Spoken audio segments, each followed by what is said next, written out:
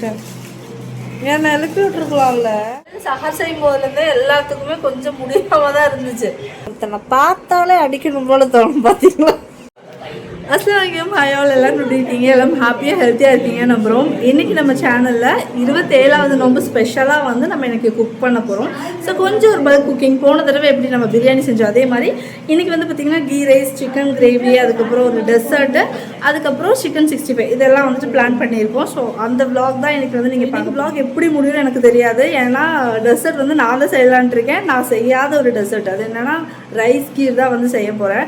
So இது வரைக்கும் வீட்டுக்கே வந்து செஞ்சதில்லை. ஸோ நான் அது வந்து கொஞ்சம் அதிகமான குவான்டிட்டியில் எப்படி செய்ய போகிறேன்னு எனக்கு தெரியல. இன்ஷால்லா நானே ஒரு குத்துமைக்கு ஒரு கேல்குலேஷன்ஸ் போட்டு வச்சுருக்கேன். ஸோ அதில் தான் வந்து ரெடி பண்ண போகிறேன். அக்காவுமே வந்துட்டு 5 kg சிக்கன் கிரேவியெல்லாம் செஞ்சதே இல்லை, ஃபர்ஸ்ட் டைம் செய்ய போகிறேன் அவளும். ஸோ எப்படி வந்துட்டு கம்ப்ளீட் பண்ணுறோம் அப்படிங்கிறத இந்த vlog ஃபுல்லாக பார்க்க போகிறீங்க. ஸோ கண்டிப்பாக பாருங்கள். ஸோ வந்துட்டு உங்களுக்கு வந்துட்டு சில ஐடியாஸ் எல்லாம் கிடைக்கிறதுக்கு சான்சஸ் இருக்கும். ஸோ இப்போ வீடியோக்குள்ள போகலாமா? சரி வாங்க. இதுலேருந்து இந்த வேலை தான் முடிஞ்சிருக்கு. ஆக்சுவலாக நான் அப்படியே சஹார் எழுந்திரிச்சு சஹார் செஞ்சுட்டு அப்படியே சாப்பிட்டோம். இவனுக்கு வந்து இந்த பையனுக்கு வந்து லீவ் கொடுக்குறேன்னு சொன்னதுமே எந்திச்சு உட்காந்துட்டான். ஸ்கூலுக்கு போகிறோன்னா எணிக்கவே மாட்டான், எந்திச்சு உட்காந்துட்டான். ஸோ நாங்கள் இந்த வேலையெல்லாம் முடிச்சு வச்சுருக்கோம். இது லாஸ்ட் 10 நோம்பில் எப்போ வேணாட்டையும்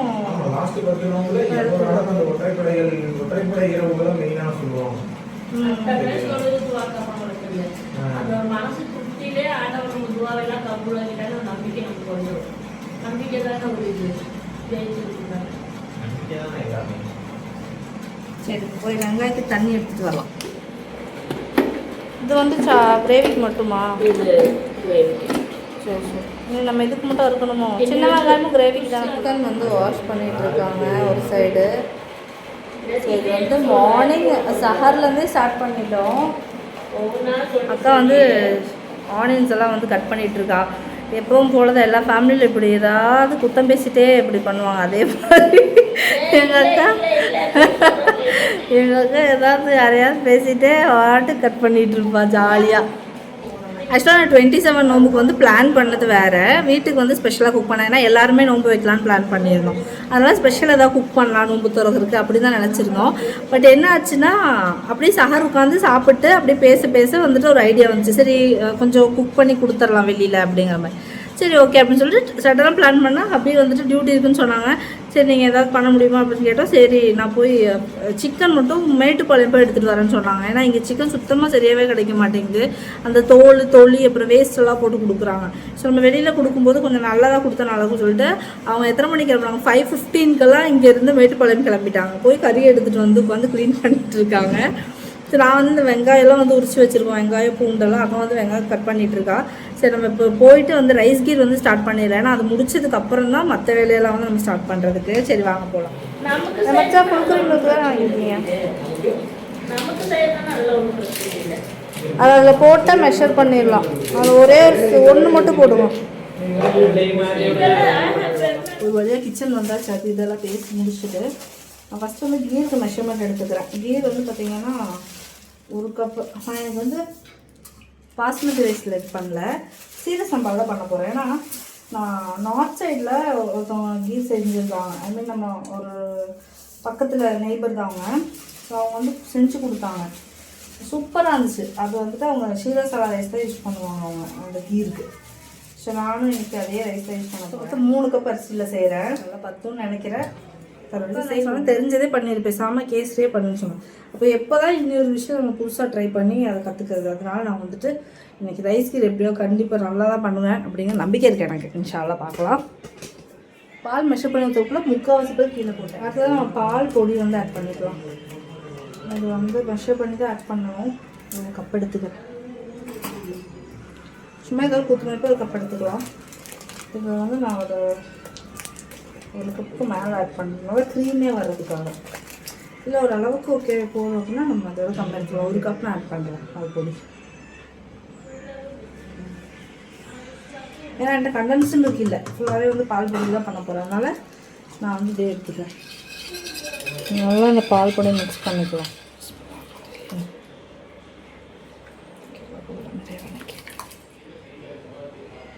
பால் எடுத்து மாற்றிட்டேன். கொஞ்சம் பயமாக இருந்துச்சா, சரி எதுக்கும் கம்மியை மட்டும் எடுத்து மாற்றிட்டேன்.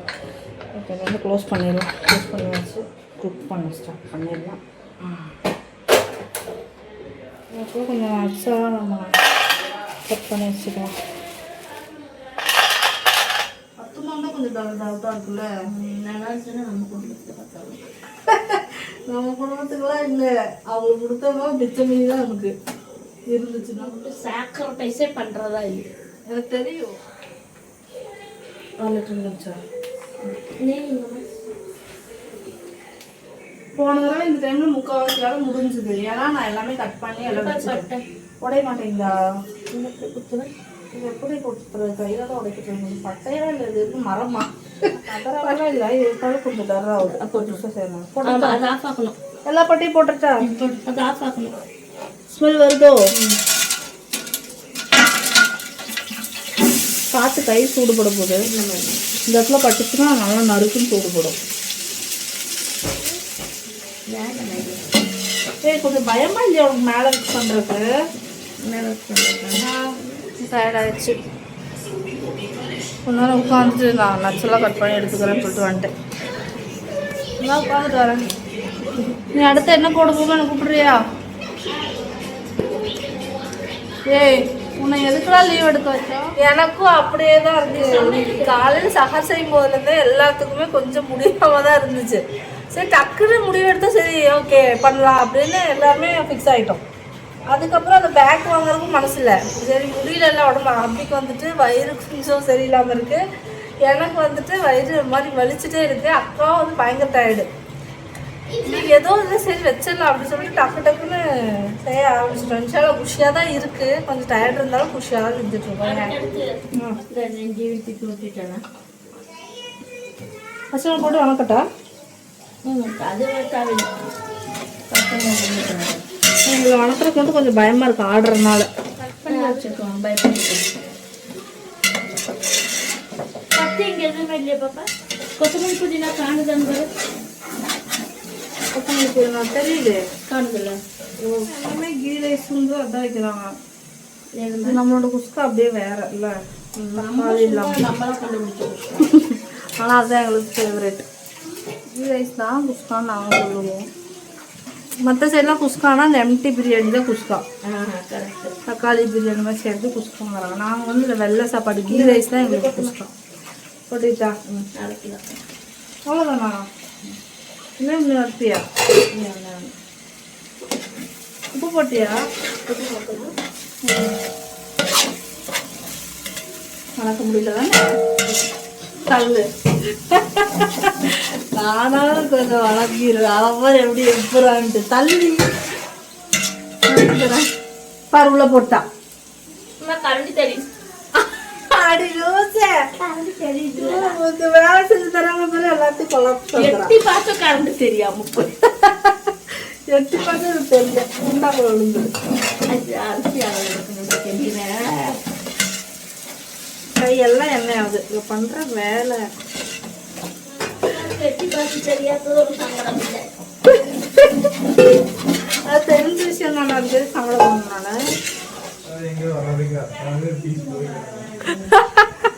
எல்லாருமே இன்னைக்கு கொஞ்சம் பீஸ் போய் தான் இருக்கும். இதெல்லாம் சைடில் பண்ணாதான் மனசு இதாகும். நல்லா எனக்கு என்னமோ பிடிக்குது, உங்களுக்குலாம் பிடிக்குது. எங்களுக்கும் பிடிக்காத செய்யுது. ஆனால் குஸ்காவில் யாரும் இப்படி போட மாட்டாங்க. இதை போட்டது வந்து பட்டை கிராம்பு பொடி. பட்டை கிராம்பு மட்டும் தானே பெரிய வச்சுருக்கேன். அதான் பட்டை கிராம்பு மட்டும் தான். என்னோடய மசாலாவில் வந்து கார்டமன் ஆட் பண்ணேன். இப்போ ஏலக்காய் அக்கா வந்து அதை ஆட் பண்ண மாட்டேங்கிறா. வெறும் பட்டை கிராம்பு மட்டுமே வச்சு மசாலா ரெடி பண்ணிக்கிறேன். பிரியாணிக்கும் சரி குஸ்காவுக்கும் ரெண்டுக்குமே அதுதான் யூஸ் பண்ணுறேன்.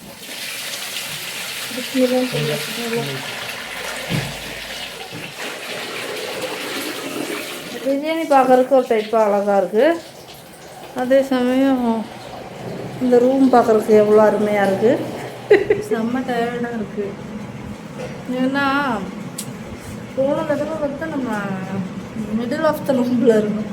பாதி நோம்பு தான் அப்போல்லாம் நல்லா பெஸ்ட்டாக இருந்துச்சு. இந்த லாஸ்ட்டு 10 நோம்பு வந்து கொஞ்சம் இதாக தான் இருக்குது. டயர்ட்னால் ரொம்ப டயர்டாக தான் போகுது. எனக்கு இது தலை சுற்றுற மாதிரி இருந்துச்சு லைட்டாக. அதுவும் ஒரு குஸ்காமனை வந்து இப்போ பார்த்திங்கன்னா ஆயில் மணத்தோடு வரும். இந்த கீ ஆயில் எல்லாமே சேர்ந்து வந்தால் கொஞ்சம் லைட்டாக வயிறு பரட்டுற மாதிரி இருக்குது. இது வந்து நான் ஓப்பன் பண்ணிட்டேன். நல்லா வெந்துருச்சு ரைஸு. இது வந்து நான் மிக்ஸ் பண்ணி விட்டுட்டு அதுக்கப்புறம் தான் பண்ணணும்.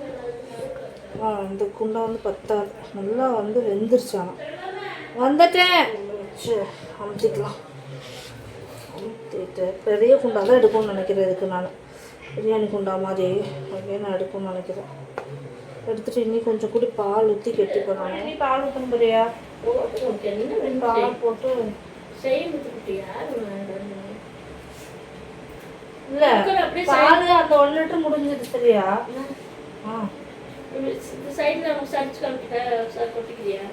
எதை வேண்டாம் இப்படி போட்டுக்கலாம். இப்போ கொஞ்சம் ஈஸியாக இருக்குது. லைட்டாக மட்டும் அடியில் பிடிச்சிருக்கு. மற்றபடி எதுவும் வைக்கலாம். வந்து சம்மணக்காய் போட்டு உட்காந்துக்கிறேன்.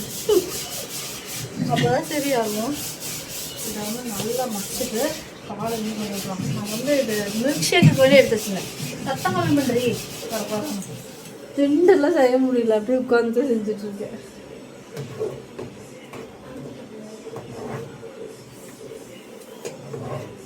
நல்லா அது கூழ் மாதிரி வந்துச்சுன்னா நல்ல டேஸ்ட்டாக இருக்கும். இனி போடலான்னு தோணுது. எக்ஸ்ட்ரா இருக்க பால் பொடி போடுவோம். ஏன்னா கண்டென்ஸ்டு மில்க் இருந்தால் அதை ஊற்றிக்கலாம் ஃபுல்லாக. ஆங்கி இருக்கும். இது ஸ்வீட் இருக்கும், கண்டிப்பாக ஸ்வீட் இருக்கும். பால் பொடினா கொஞ்சம் என்னது அப்படி சொல்லு. கொஞ்சம் ஆட் பண்ணிக்கிட்டேன். இதில் அப்படி தாண்டி போடுவாங்க கீரில். எத்தனை பீஸ் நின்று 100 பீஸ் வரணும். கொஞ்சம் பாரு வணக்கிச்சா இன்னும் கொஞ்சம் இன்னும் டார்க் ப்ரௌன் ஆகும். கலரில் கொஞ்சம் ஃபுல்லாக ஊற்றி வச்சு ஓட்டாருக்கும் தெரியுது. சவுண்டு பறி பெரிய எப்படி இருக்குன்னு இருக்குண்டு சூப்பராக இருக்குது. வேறு லெவல். அல்ஹம்துலில்லாஹ் அல்ஹம்துலில்லாஹ் மாஷாஅல்லாஹ். Okay done. நீ என்ன சொன்ன? கேசரி பண்ணிக்கன்னு சொன்னேன். இப்படி பண்ணிக்க. உனக்குள்ள இப்படி ஒரு திறமை இருக்குன்னு எனக்கு தெரியாமல் போச்சு. இப்படி எல்லா திறமையும் அவ்வளோதான். இன்னைக்கு கொஞ்சம் ரெஸ்ட் எடுத்துகிட்டு தான் அடுத்த வேலை பார்க்க முடியும். அப்படிதான் சொல்லுவாங்க. நிஜமாக தான் இன்னும் முடியாது. நான் வந்துட்டேன். ஏன் நான் திருப்பி போய் வேலை செய்வேன்னு சொல்கிறியா? நிறைய வேலை செய்வாங்கன்னு சொல்கிறேன். சொல்லு. நான் குட் கேர்ள், நான் ஒரு நல்லவன் சொல்லு. கெட்டவன் உன்னை அடிக்கவே மாட்டேன்னு சொல்லு. அடிப்பேன். எப்படா ஒன்று அடித்த சமைச்சி அது ஒருத்தனை பார்த்தாலே அடிக்கணும் போல தோணும். பார்த்தீங்களா? அது இவன் தான். அப்படியே எனக்கு அடிக்கணும்னு தோணிக்கிட்டே இருக்கும். அடிச்சுக்கிட்டே இருப்பேன். இவனை பார்த்தாலே எனக்கு அடிக்கணும்னே தோணிட்டு இருக்கும். எங்கே பார்த்தாலும் அவனை ஒரு அடி அடிக்கணும். எனக்கு எங்கே பார்த்தாலும் கேம் விளையாடணும். கேம் விளையாடுறதுனாலே அவனை அடிக்கிறேனே.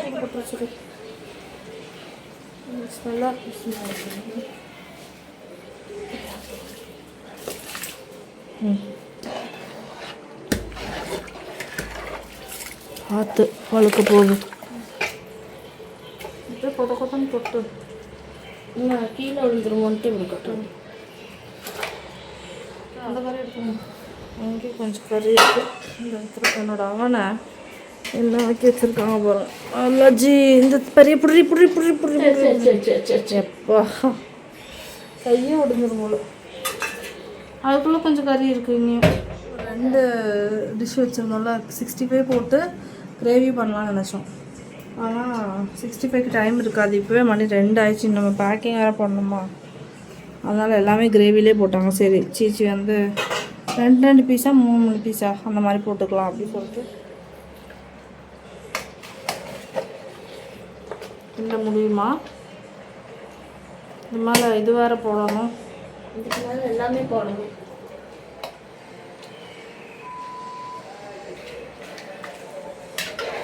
ஓகே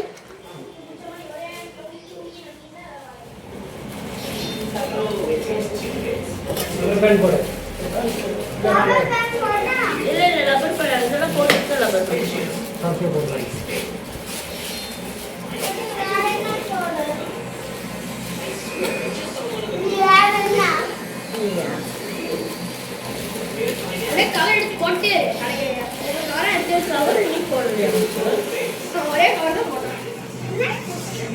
தூங்கிட்டேன். ஏன் எழுப்பி விட்டுருக்கலாம்ல. ஆளே கிடையாது.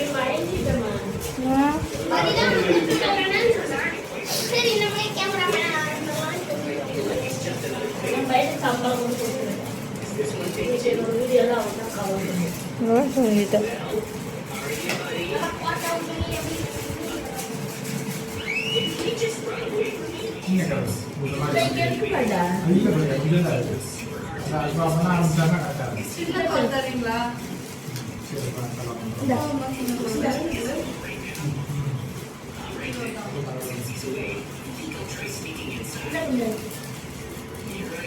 தூங்கி எழுச்சங்கப்பெல்லாம் ஃபுல் பேக்கிங்கே முடிஞ்சிருச்சு. இன்னும் ஒரு 1/2 hour அடிச்சது இந்த வேலை ஃபுல்லாகவே முடிச்சிருப்பாங்கன்னு நினைக்கிறேன். ஏத்தா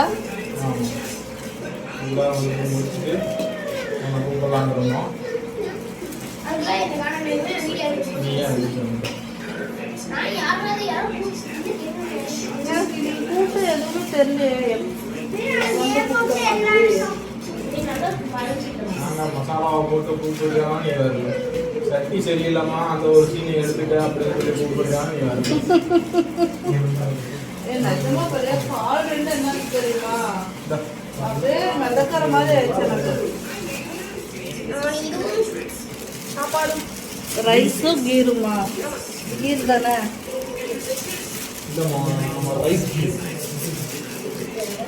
குஸ்காலாம் கீர் போட்டு பிரியாணி வந்து ஈஸியாக டக்கு டக்குன்னு போட்டோம்லத்தா. கிரேவி ஊற்றுறது வந்து கொஞ்சம் டைம் கன்சூமிங்காக இருக்குது. உழுந்து உள்ளே போக மாட்டேங்குது. பேக்கெட் கரெக்டான சைஸ் தான் இது.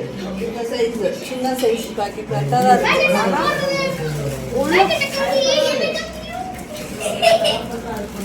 உள்ள குழம்பு உள்ள போகிறது தான் கொஞ்சம் கஷ்டம். பேக்கிங் குழம்பு முடிஞ்சதா?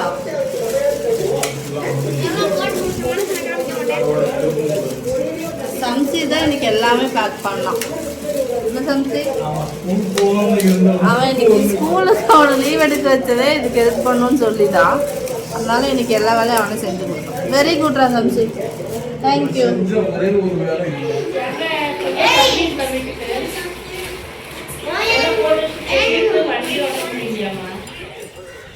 பேக்கிங் எல்லாம் முடிச்சு கவர் பண்ணியாச்சு. இன்றைக்கி என்னமோ எல்லாத்துக்குமே ஒரு மாதிரி டயர்டாக இருக்குது. லாஸ்ட் நோம்பில் இருக்கிறனால அப்படி இருக்குன்னு நினைக்கிறேன். பட் அல்ஹம்துலில்லாஹ் எல்லாம் முடிச்சாச்சு. நல்ல கிளைமேட் சூப்பராக இருக்குது.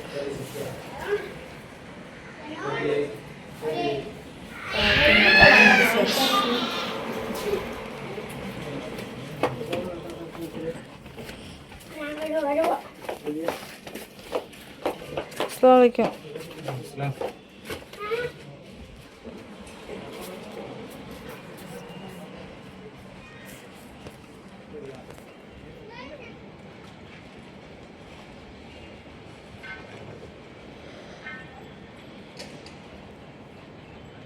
அப்பிக்கு சுத்தமாகவே முடியல.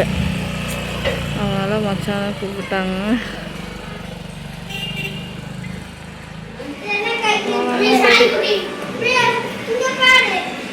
ரோஸ் மில்க் வந்து கடையில் தான் வாங்கியாச்சு. ரோஸ் மில்க்கு பதாம் மில்க்கும் கடையில் தான் வாங்கியாச்சு. நான் வச்சு குஸ்கா உருளான் அப்புறம் ரைஸு கஞ்சி இதெல்லாம் வச்சு இன்றைக்கி வந்து இதெல்லாம் நல்லபடி சமைத்து வந்தாச்சு.